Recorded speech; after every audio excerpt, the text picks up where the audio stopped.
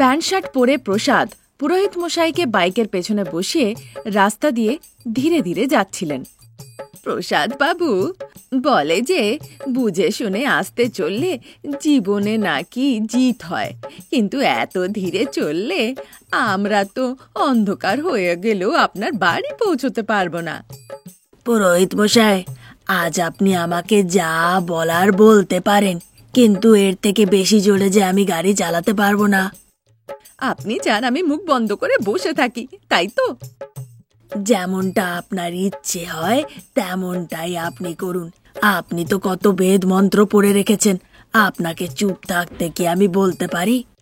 এমনিতে বলেন আপনি কিছুই বলেন না, কিন্তু সেই সূত্রে অনেক কিছু বলে ফেলেন। এখন যা ইচ্ছে করুন। যখন সারদা ম্যাডাম জিজ্ঞাসা করবে পুরোহিত মশাই দেরি কেন হলো, তখন আমি আপনার নামই নেব, তখন ঠেলা বুঝবেন। এখন আপনার ইচ্ছে হচ্ছে তো করুন। যখন সারদা দক্ষিণা দেওয়ার কথা বলবে তখন আমার ইচ্ছে হবে, এই কথাটা আপনি ভুলবেন না। একথা শুনে পুরোহিত মশাই গলা ঝাড়েন, তারপর আওয়াজ নিচে করে বিনতি করতে করতে বলেন, আরে যখন আপনি নিয়ে যাবেন আমি তখনই যাব। আপনি তো মহান। এ কথা জানার পরে আমি আপনার সাথে একটু মজা করছিলাম, কিন্তু এভাবে আমার পেটে লাথি মারবেন না। তার মুখে একথা শুনে প্রসাদ বাবু মুচকি হাসেন, তারপর গাড়ি চালাতে লাগেন। ওদিকে বড়লোক বাড়ির সোফাতে সারদার দুই ছেলে শেখর আর রমেশ দুজনই খুব অধৈর্য হয়ে বসে জিজ্ঞাসা করছিল, মা, আর কতক্ষণ সোফায় এভাবে বসে থাকতে হবে? যখন বললাম আমি নয়তো ভাইকে পুরোহিত মশাইকে আনতে যেতে দাও, তুমি তো বারণ করে দিলে আর সোজা বাবাকে পাঠিয়ে দিলে। এবার বাবা কোথায় আছেন সেটা বলো। দাদা, যতটা আমি বাবাকে চিনি, হয়তো তিনি এখন পুরোহিত মশাইয়ের বাড়ি পৌঁছেছেন। হয়তো পুরোহিত মশাই আদর করে ওনাকে পায়েস খেতে দিয়েছেন, সেখানে বসে কিছুক্ষণ গল্পগুজব করবেন, তারপর ওখান থেকে বেরোবেন। ফিরতে ফিরতে ওনাদের বিকেল হবে। মনে হয় আজ আমাদের আর অফিস যাওয়া হবে না। অনেক হলো, তোমরা নিজের বাবার ধীর প্রকৃতি নিয়ে ঠাট্টা করছো। ধীর আর স্থির গতিতেই রেস যেতে। যাই হোক না কেন, পুরোহিত মশাইয়ের সাথে কথা বলে তারপর অফিস যেও। ইতিমধ্যেই শেখরের ফোনটি বেজে ওঠে।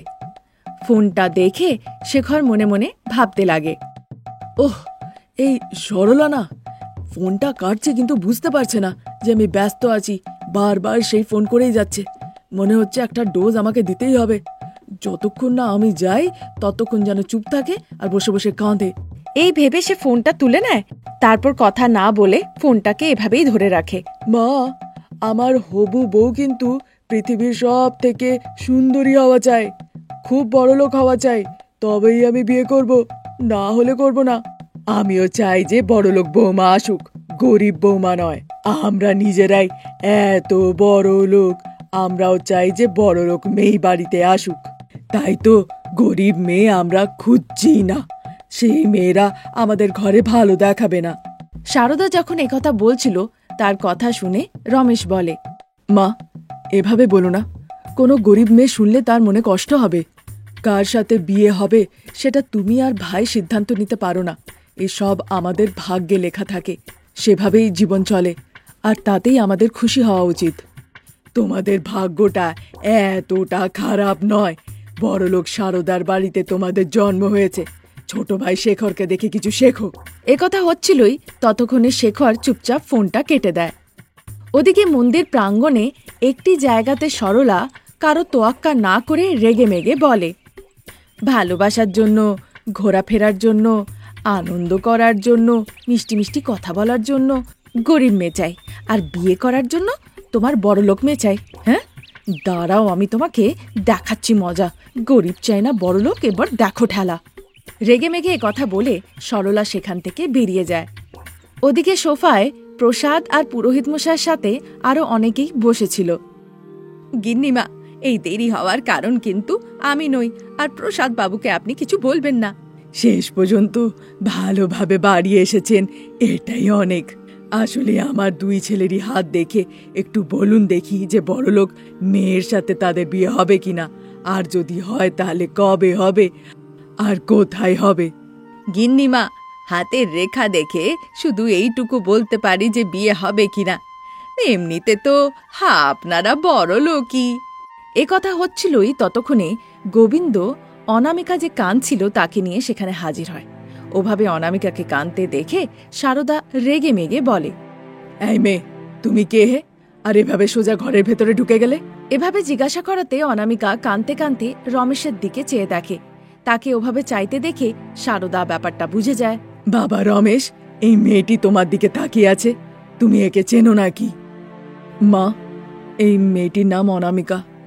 এ খুবই গরিব মেয়ে। একবার এর বাবা অসুস্থ হয়েছিল, তখন আমি সাহায্য করেছিলাম, আর তখন থেকেই। রমেশের কথা শুনে সারদা খুব অবাক হয়। তারপর নিজেকে সামলে, তখন থেকে তুমি এর পেছনে কুকুরের মতন ঘুরে যাচ্ছ, আর এ তোমাকে নিজের আঙুলে নাচাচ্ছে, তাই তো? তেমনটা নয় মা, হতে পারে যে অনামিকা খুবই দরিদ্র, কিন্তু সে খুব মহান, এ কথাই তুমি বলতে চাও? হ্যাঁ মা, আমি ওকে ভীষণ ভালোবাসি। ওকে ছাড়া যে আমি একদম বাঁচতে পারবো না। তোমাদের সাথে 25 বছর কাটিয়েছি, বাকি 75টা বছর আমি ওর সাথে কাটাতে চাই মা। আর না বলে দিলে তোমার পা ছুঁয়ে আশীর্বাদ নিয়ে আমি অনামিকার সাথে ওর বাড়িতে চলে যাব মা। তার মুখে একথা শুনে সারদা খুব ঘাবড়ে যায়, কারণ সারদা নিজের ছেলে রমেশকে খুব ভালো করে চিনত। সারদা, তুমি রাজি হয়ে যাও, না হলে ছেলে যা বলেছে সে তাই করবে। ঠিক আছে বাবা, তুমি যদি অনামিকাকে বিয়ে করতে চাও তো করো। তুমি যদি অনামিকাকে বিয়ে করো, তাহলে অন্তত আমি ছোট ছেলের বিয়ে বড় লোকের বাড়িতে দেব। দুজনের মধ্যে একটা বৌমা তো বড় লোক বাড়ি থেকে হবে। সারদার মুখে একথা শুনে রমেশ আর অনামিকা ভীষণ আনন্দিত হয়। ঠিক সেই সময় সেখানে সরলা এসে হাজির হয়। তাহলে আমার কি হবে? একথা শুনে সবাই সরলাকে দেখতে লাগে। শেখর সরলাকে দেখে বলে, সরলা, তুমি এখানে কেন? তার কথা শুনে সরলা বলে, আমার সাথে পার্কে ঘুরবে, আইসক্রিম খাবে, একটা কোল্ড ড্রিঙ্কের বোতলে 2টো স্ট্র নিয়ে খাবে, আর গিয়ে বড়লোক মেয়েকে বিয়ে করবে। একটা কথা ভালো করে শুনে রাখো, আমি কোনো সাধারণ মেয়ে নই, আমি সরলা। সরলার কথা শুনে সকলেই ভীষণভাবে অবাক হয়ে যায়। শেখর দেরি না করে তাড়াতাড়ি সরলার হাতটা ধরে দুজনে মিলে সারদার পায়ে পড়ে যায়। যেহেতু আর কোনো উপায় ছিল না, তাই সারদা নিজের 2 ছেলের বিয়ে 2টি গরিব মেয়ের সাথে দেওয়ার জন্য তৈরি হয়ে যায়। পুরোহিত মশাই, আপনি 2টো মঙ্গলসূত্রের ব্যবস্থা করুন। সে তৈরি আছে। তাহলে আর দেরি কেন, বিয়ের মন্ত্র পড়ুন। এভাবে বলাতে পুরোহিত মশাই বিয়ের মন্ত্র পড়া শুরু করে। রমেশ অনামিকার গলায় মঙ্গলসূত্র পরিয়ে দেয়, আর শেখর সরলার গলায়।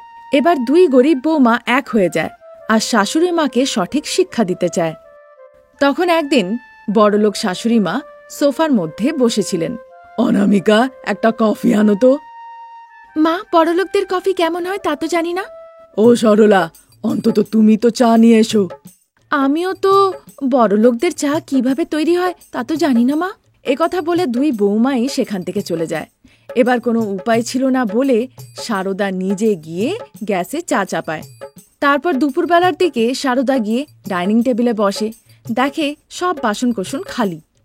অনামিকা, রান্না করনি? বড়লোকরা কিভাবে রান্না করে সেটা তো জানি না মা। আমিও জানি না যে মা। এভাবে বলার পরে তো সারদার মাথায় হাত।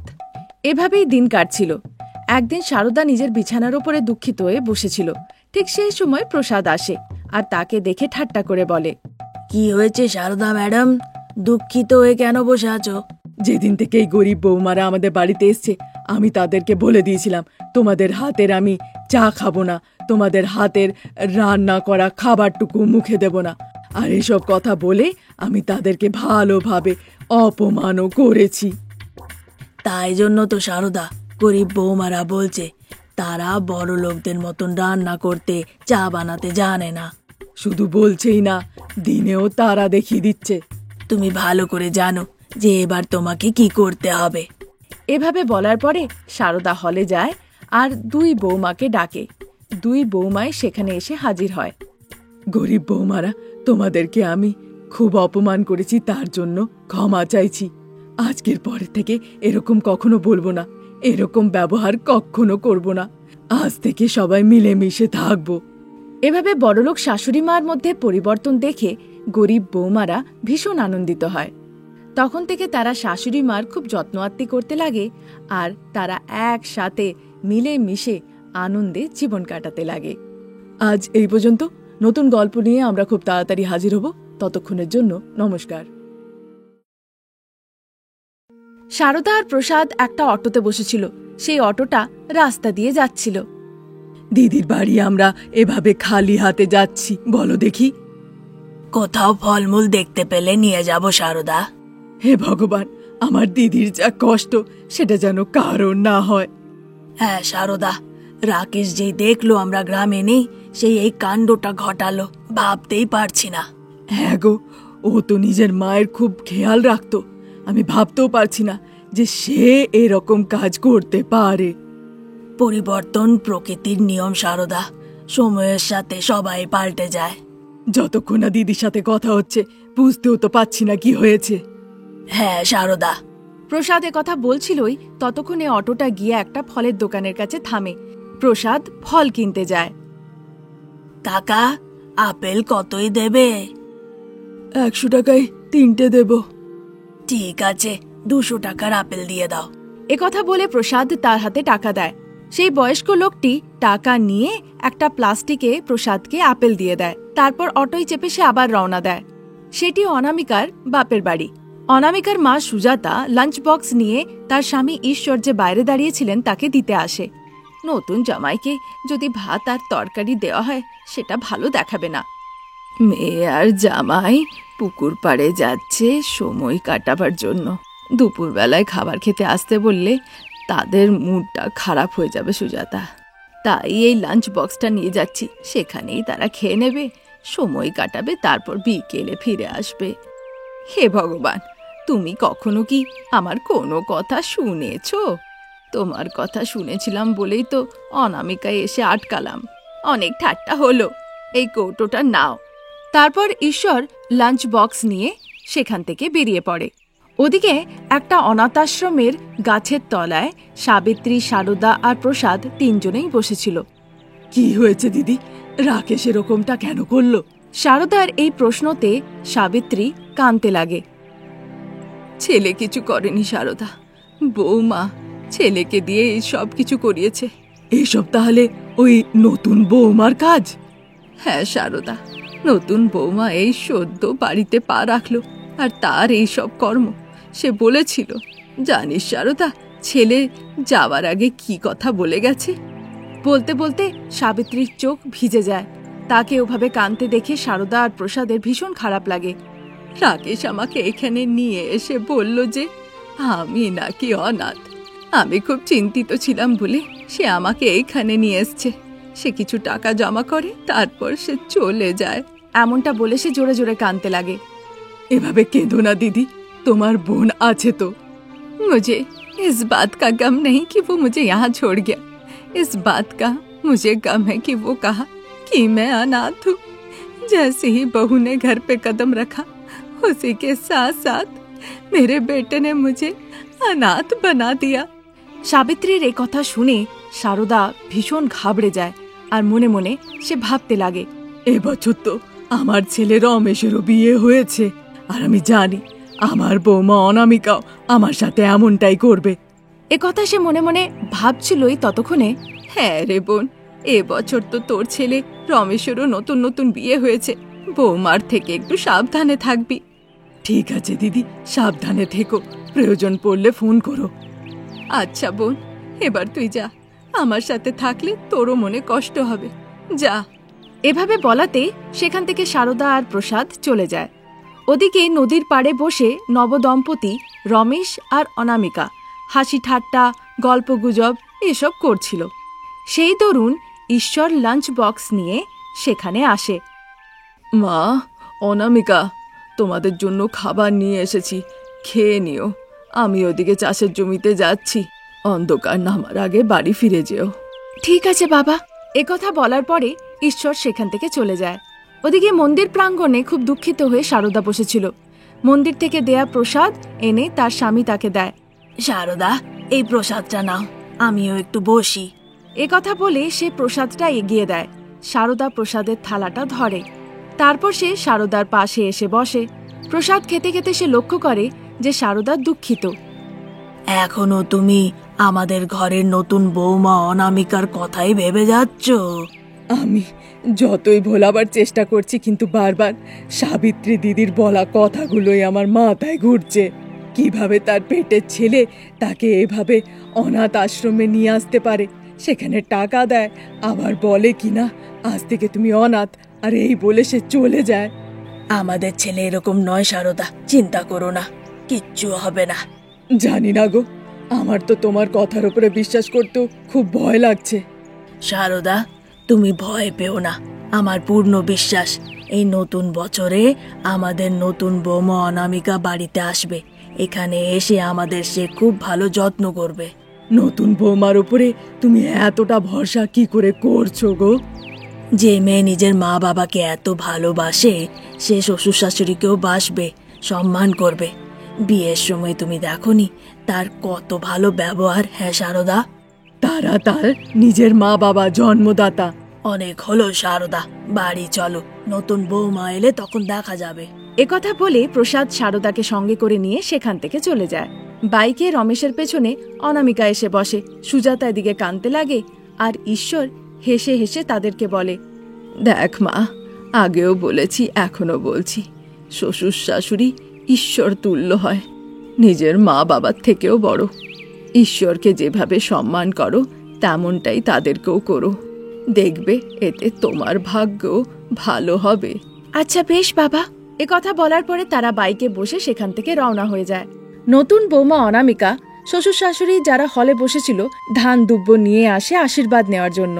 মা, বাবা, আমাকে আশীর্বাদ করুন। এভাবে অনামিকা তাদের কাছে আশীর্বাদ চায়। শুনে প্রসাদ ভীষণ খুশি হন। সারদা কিছুই বুঝতে না পেরে সে অবাক হয়ে তাকিয়ে থাকে। বৌমাকে আশীর্বাদ করো সারদা। এভাবে বলাতে সারদা ধান দুব্য নেয়, তারপর দুজনে মিলে অনামিকাকে আশীর্বাদ করে। স্বামী সন্তান নিয়ে সুখে সংসার করো। সব সময় সুখে থাকো মা। অনামিকা মনে আনন্দ নিয়ে তাদের পা ছুঁয়ে প্রণাম করে। মা, বাবা, বলুন জলখাবারে কি খাবেন, আমি সেটাই বানাবো। আমি ইডলি খাবো বৌমা। আমিও সেটাই খাবো। তাহলে সবার জন্য ইডলি বানাই, আপনারা বসুন। একথা বলে অনামিকা রান্নাঘরে চলে যায়। সারদা প্রসাদ দুজনেই সোফায় বসে। রমেশ ততক্ষণে রেডি হয়ে হলে আসে। কিছুক্ষণের মধ্যেই সবার জন্য ইডলি বানিয়ে অনামিকা ডাইনিং টেবিলের ওপরে এনে রাখে। মা, বাবা, আমি অফিস যাচ্ছি। অনামিকা তোমাদের দুজনের ভালো করে দেখাশোনা করবে। তুমি সাবধানে অফিস যাও, কিন্তু আমি এখানে মা বাবার খেয়াল রাখবো। একথা শুনে মনে আনন্দ সহকারে রমেশ অফিসের জন্য বেরিয়ে যায়। দিন এভাবেই কাটছিল। যেদিন থেকে নতুন বৌমা অনামিকা ওই বাড়িতে আসে সেদিন থেকে সে নিজের শ্বশুর শাশুড়িকে একটাও কাজ করতে দিত না। সে ঘরের সর্বস্ব কাজকর্ম করত, রান্নাবাটি করত, বাগানের ফুল গাছে জল দিত, তরি তরকারি আনতে বাজার যেত, এরকমের সব কাজ সে নিজেই করত। তারপর হঠাৎ করে একদিন সারদার খুব জ্বর হয়। অনামিকা তাকে হাসপাতালে নিয়ে যায়। ডাক্তারবাবু পরীক্ষা করে তাকে কিছু টেস্ট করতে বলেন। দেখো, তোমার শাশুড়ির ভাইরাল হয়েছে, তার বমি আর ডায়রিয়াও হতে পারে, তো একটু সাবধানে থেকো। ডাক্তারবাবু বলছিলেনই তার মধ্যে থেকে অনামিকা বলে ওঠে, ডাক্তারবাবু, উনি আমার শাশুড়ি নন, উনি আমার মা। একদিক থেকে দেখতে গেলে আমি ওনার মেয়ে। আমি ওনার খুব ভালো করে দেখাশোনা করব। একথা বলে ডাক্তারবাবুও সেখান থেকে চলে যান, আর অনামিকা শাশুড়ি মার কাছে ফিরে আসে। সকাল বিকেল পার্থক্য না দেখে সারদা বমি করে, সেগুলোকে সে সব পরিষ্কার করে, তাকে বাথরুমে নিয়ে যায়। খুব ধৈর্য রেখে সে তার সেবা করে। ধীরে ধীরে সময়ের সাথে সারদা সুস্থ হয়ে ওঠে। তাকে বাড়িতে নিয়ে আসা হয়। নতুন বৌমা শ্বশুরবাড়িতে এসে শাশুড়ি মার খুব সেবা করে। বৌমা, আমি তোমাকে নিয়ে ভুল বুঝেছিলাম। ভেবেছিলাম তুমি আমাদের ছেলের থেকে আমাদের আলাদা করে দেবে। আমাকে ক্ষমা করে দিও। এমনটা বলবেন না মা। মা বাবা শ্বশুর বাড়ি পাঠাবার সময় বলে দিয়েছিলেন যে আপনারা শ্বশুর শাশুড়ি নন, নিজের মা বাবা। আর আপনারাও আমাকে নিজের মেয়ের মতন এত ভালোবেসেছেন। এই ভালোবাসা কি ভোলা যায়? একথা শোনার পরে সারদা আর প্রসাদ দুজনেরই চোখ ছলছল করে ওঠে। আপনারা শুধু শ্বশুর শাশুড়ি নন, আপনারা যে এই পরিবারের মার্গদর্শক। আপনারা যদি সঙ্গে না থাকেন তাহলে আমরা আগে কি করে পারবো? এটা আমার দায়িত্ব যে আপনাদের চোখে যেন কখনো জল না আসে। এতদিন তাই চেষ্টা করেছি, আর আগেও তাই করব। একথা বলে হাসি মুখে অনামিকা রান্নাঘরের দিকে চলে যায়। তার কথা শুনে সারদা প্রসাদ ভীষণ আনন্দিত হয়। এতদিন ধরে সে এই কথাটা নিয়ে ভয়ভীত ছিল, তার দিদির সাথে যা কিছু হয়েছে সেরকমটা তার সাথে যেন না হয়। নতুন বৌমা বাড়িতে পা রাখার পরে মা বাবাকে ছেলের সাথে যেন আলাদা না করে দেয়, অনাথ আশ্রমে নিয়ে গিয়ে তাদেরকে ছেড়ে না আসে।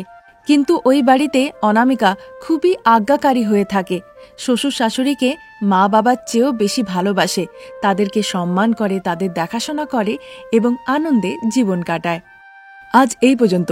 নতুন গল্প নিয়ে তাড়াতাড়ি হাজির হব। নমস্কার।